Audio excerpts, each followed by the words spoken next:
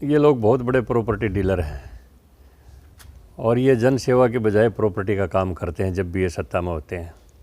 ऐसे उदाहरण काफ़ी हैं कि जहाँ भी कोई प्रोजेक्ट का ये संभावना दिखा के कोई अखबारों में विज्ञापन देते हैं, उससे पहले वहाँ पर प्रॉपर्टी डीलर्स को ये सक्रिय कर देते हैं कि वहाँ पर आप अपना ऑफिस खोल के और अपना काम शुरू कर दो, वहाँ प्रॉपर्टीज़ के हमारे बयान के बाद भाव बढ़ जाएंगे। और ये खेल इन्होंने एक बार बहादुरगढ़ में खेला। एक झूठे मेट्रो के वो रखवा दिए गए बोर्ड असोदा तक, और बहादुरगढ़ में एकदम प्रॉपर्टियों में बूम आ गया। और वो 10 दिन के अंदर अंदर खेल खेल के प्रॉपर्टी डीलर्स और अरबों खरबों का व्यारा न्यारा करके और रात को अचानक उन बोर्डों को उठा के ले गए। भाजपा सत्ता में आने के बाद वहाँ पर काम शुरू हुआ और आज बहादुरगढ़ में मेट्रो चल रही है, आप सब देख रहे हैं।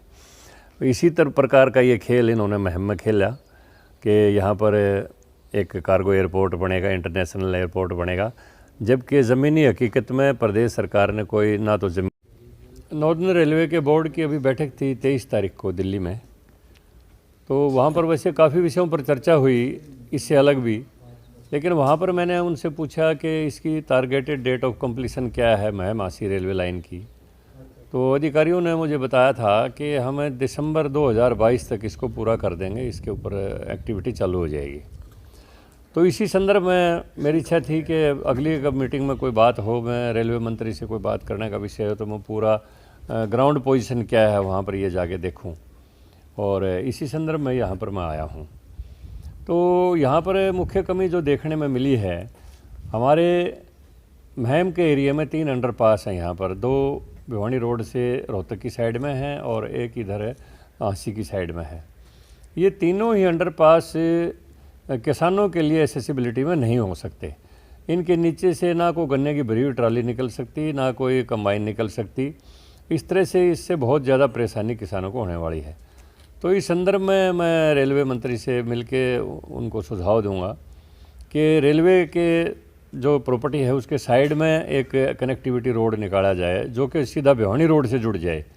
तो अपने, क्योंकि कुछ किसानों की ये समस्या है कि उनका आधा खेत रेलवे लाइन से एक तरफ रह गया, आधा खेत रेलवे लाइन से दूसरी तरफ रह गया, तो उनके लिए सबसे बड़ी समस्या है कि अपने खेत में आने जाने की। तो उसके लिए मैं माननीय मुख्यमंत्री जी से भी सुझाव दूंगा और रेलवे मंत्री से भी सुझाव दूंगा कि किसानों की वो समस्या दूर की जाए, क्योंकि अब तो बड़ा मुश्किल से लोग काम चला रहे हैं। लेकिन अब जैसे पिछले दिनों काफ़ी हैवी रेन हुई, बारिश के कारण पानी भर गया, तो किसानों को आज भी उस मुसीबत का सामना करना पड़ रहा है। तो इस विषय को मैं रेलवे मंत्री के सामने भी और अपने प्रदेश के मुख्यमंत्री के सामने भी मैं उठाऊंगा। और एक मैं उनको सुझाव दूंगा कि क्वालिटी वर्क जो मैंने देखा है कि वो स्टैंडर्ड के अनुकूल मुझे दिखाई नहीं दे रहा है, जिस स्टैंडर्ड का काम होना चाहिए। बिल्डिंग की सफ़ेदी अभी यहाँ पर लाइन चालू नहीं हुई है, कोई एक्टिविटी चालू नहीं है, और सीमेंट का जो इस्तेमाल किया गया अभी काफ़ी जगह से झड़ने शुरू हो गई है। तो मुझे लगता है कि इसमें क्वालिटी ऑफ वर्क में कुछ कमी है, तो इसकी भी जांच के लिए हम मुद्दा उठाएंगे कि इसकी पूरी तरह से इसकी जांच की जाए कि जो स्टैंडर्ड के अनुकूल इसका कंस्ट्रक्शन हुआ है या नहीं हुआ है। तो सर ये रेलवे लाइन के ऊपर आके निरीक्षण किया है, मैं रेलवे बोर्ड की मीटिंग में गया था, तो मैं तो सलाह दूंगा हरियाणा सरकार को कि हमारे इस लाइन के साथ साथ जो है ना इंडस्ट्रियल कॉरिडोर को विकसित किया जाए, ताकि महम में रोज़गार भी बढ़े और काम भी बढ़े, और यहाँ पर ज़मीन भी ठीक ठाक है, और यहाँ पर ये NCR रीजन के भी बिल्कुल नज़दीक है। अब दोनों हवाई अड्डे इनके नज़दीक आ जाएंगे, दिल्ली वाला भी और हिसार वाला भी ये बीच में आ जाएगा। तो अगर इंडस्ट्रियल कॉरिडोर और इसके साथ साथ आ जाए, जैसा कि वहाँ पर कुंडली मानेसर एक्सप्रेस हाईवे के साथ प्रस्तावित है, वो जो रेलवे लाइन का वहाँ प्रस्ताव है, अब वो फाइनल उसको टच दे दिया गया है, तो रेलवे लाइन और उसके बीच में वहाँ पर इंडस्ट्रियल कॉरिडोर विकसित किया जाएगा। तो इसी तरह मैं केंद्र से भी और अपने प्रदेश सरकार से भी ये विषय रखूँगा कि महम में भी रेलवे लाइन के साथ रोहतक तक इंडस्ट्रियल कॉरिडोर के लिए ज़मीन अधिग्रहण करके यहाँ पर इंडस्ट्रीज़ को लाया जाए। मेरा नाम राम भज है जी, गांव बहनी महाराजपुर से। मेरी ज़मीन 1 एकड़ है जी, जो रेलवे में एक्वायर नहीं हुई है जी, और उसका मुआवजा नहीं मिला है अभी तक। 4-5 साल हो गए हैं, सभी को पैसे मिल चुके हैं जी। और हमारे गांव में ये मेरी और एक और गांव में पंडित जी कृष्ण पंडित जी हैं, उनकी नहीं एक्वायर हुई है। 4-5 साल हो गए हैं जिनको मुआवजा सभी को मिल चुका है और आगे पीछे सब जगह रेलवे का काम पूरा हो चुका है। सिर्फ हमारे ही ये टुकड़े बचे हुए हैं जी। क्या वजह रही इसके पीछे? 3-4 बार वहाँ पे डीआरओ के भी गए हैं जी, कोई एक्शन नहीं ले रहे वो। कोई चूक हुई है सरकार से? चूक तो है ही जी। अब तक मुआवजा नहीं दे रहे हमें। हाँ जी, क्या नाम है? देवेंद्र नाम है जी मेरा। और ये अपनी 80 मैम रेलवे लाइन है जो, इसमें मेरी ज़मीन आती है बीच में, 2 कनाल 11 मरले। अभी लग कोई इसकी पेमेंट नहीं हुई। पेमेंट तो कहाँ पे होनी है जब रिक्वायरमेंट नहीं कर रखी गवर्नमेंट ने आज लग। और यहाँ लग ये देख लो, अपना दिखाई दे रहा होगा स्टेशन है, स्टेशन बिल्डिंग कंप्लीट हो चुका मैम स्टेशन अपना। और क्वार्टर भी पूरी बिल्डिंग सारी चीज़ तैयार हैं। बाकी आगे ये मेरी ज़मीन है, इससे आगे गाँव का एक और भाई रामबज है, 1 किला उसका भी रहा हुआ अभी। तो कहाँ से कैसे रेल चल जाएगी अब? ये देखो ना आप, जब पैसे ही नहीं मिल रहे, रिक्वायरमेंट ही, तो क्या करना है उसका? हमको क्या, हम तो अपनी फसल उगा रहे हैं। क्या उगाया है?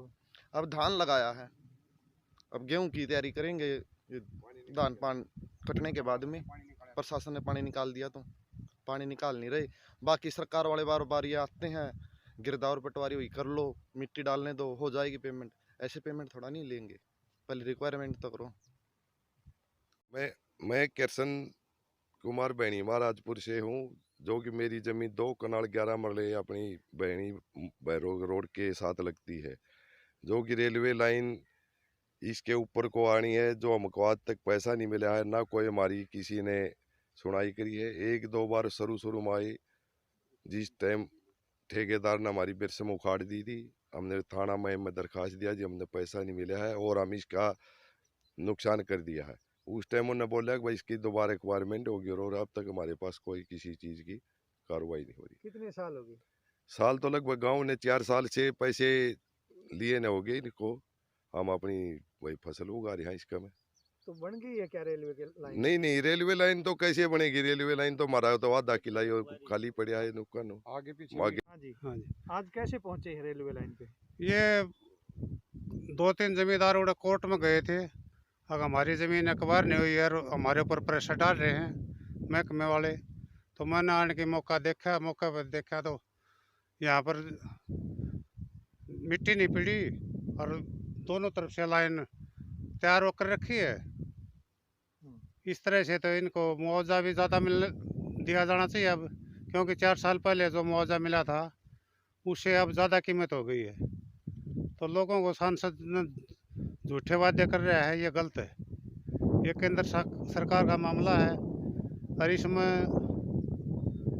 जो कोताही बरती है अधिकारियों ने, उनके खिलाफ भी कार्रवाई होनी चाहिए। तो अब क्या है लोकेशन, मौके पे क्या है, फसल है क्या? मौका पर धान की फसल है। तो अब बिजाई करेंगे किसान? बिजाई करेंगे, बिजाई कैसे करेंगे? बिजाई पानी भरा हुआ है, पानी निकाले बगैर कैसे बिजाई होगी? पानी के उतरने के बाद ही इसमें बिजाई वो जगह हो सकती है। तो क्या मानना है आपका, कब तक चल पाएगी ये रेल? मेरा मानना है कि यह जब तक ये ज़मीन एक्वायर नहीं होगी तब तक नहीं चलेगी, चाहे 20 साल हो जाओ।